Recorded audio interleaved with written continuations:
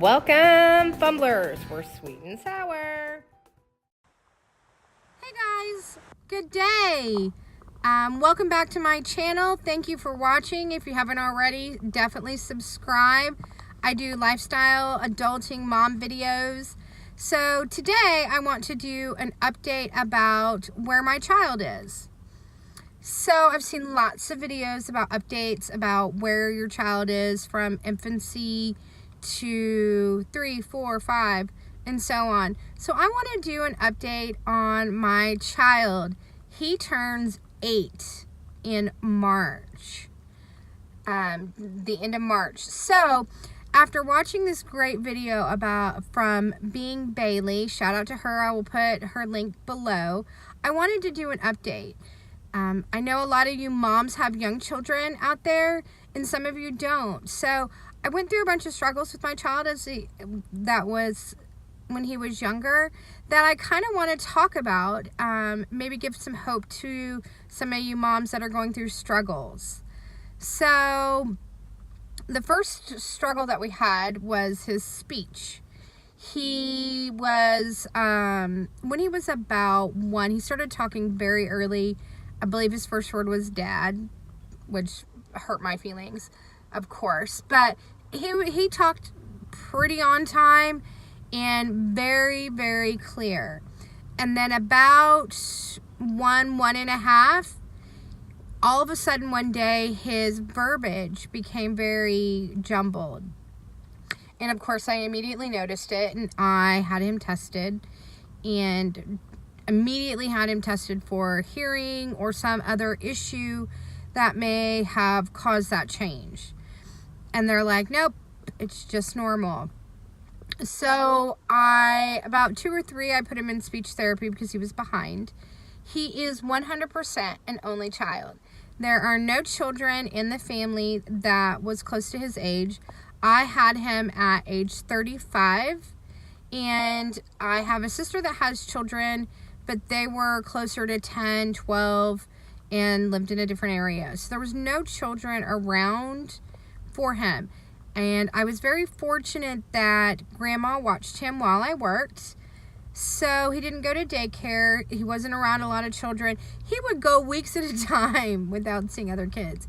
When he was around 4 or 5, we had to put him in daycare just for the purpose of kid interaction, making sure that he had plenty of it.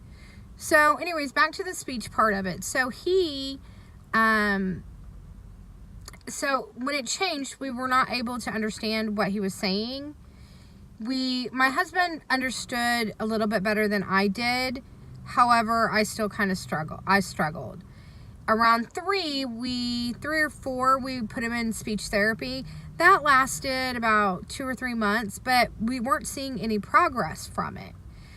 So one of the girls I worked with at the time had worked in a daycare, so she gave me some tips and tricks to helping with his speech, which was to label things around the house, and when he asked for those things, to practice saying them with him and do it 2 or 3 times and then give him the item. So we did that, and that helped. That improved some of the items. His speech was kind of like Swiss cheese. Some words were really clear and some words were not. And words with the same syllables even would be, and sounds could be off.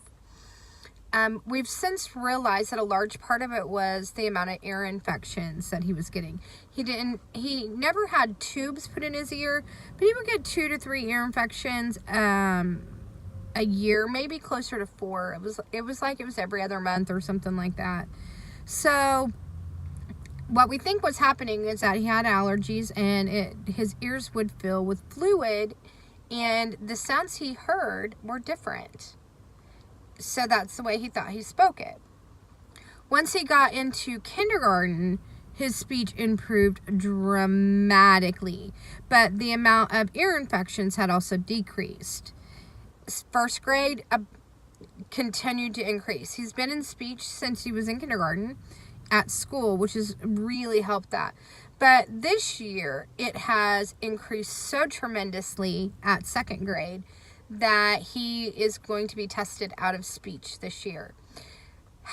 Here's the difference though. This year, he has had no ear infections.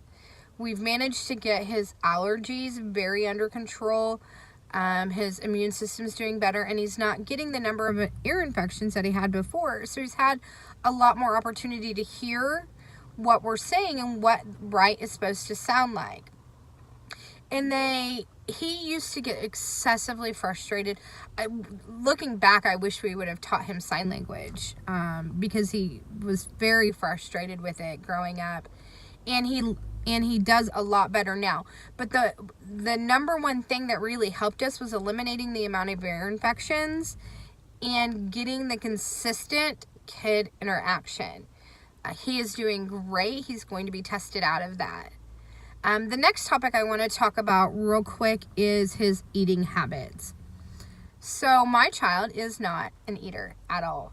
He eats, I always say he eats 5 things. He probably eats closer to 10, and he's indiscriminate. He's not like a sweets kid, or he doesn't like sweets, candy, ice cream. He's very picky, even when it comes to things like ice cream.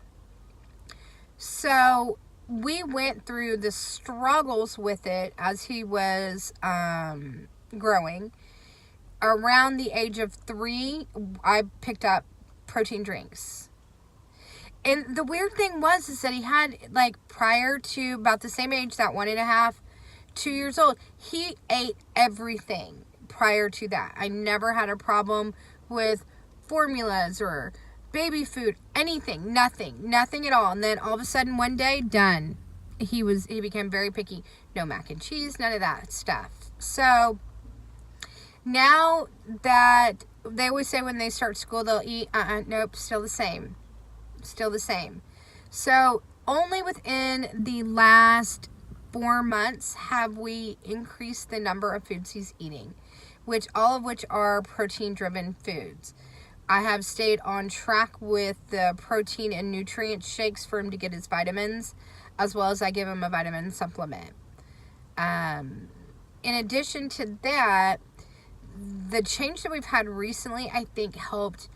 He had a friend that convinced him to try something that he ended up really liking. Then him and I had a conversation about superheroes. And I explained to him that his body has superheroes, and he needs to fill his body with superheroes, because just as his body has superheroes, it has villains. So now every time we talk about a food, we talk about whether that food is a villain or a superhero, whether or not it's good for your body or bad for your body, if it will help your body or it will harm your body. So everything comes into a superhero and villain form. And last night he drank almond milk. So weird. It's super weird. But he's super picky, but it's finally starting to change. But it helped to use the vitamins and the protein shakes. So he's on track. He's doing well. But there's some hope for you moms out there struggling with the speech issues and the moms struggling with food issues. It is getting better. The speech is almost done. I can understand everything he says, and he's being tested out of speech therapy in the next month. In addition to that, his food habits are starting to get better. He's eating hamburgers and meat and sausage and bacon and things like that. We just keep trying. And we used to kind of even trick him. He had these fish sticks at Grandma's. We told him we're chicken. So, anyways.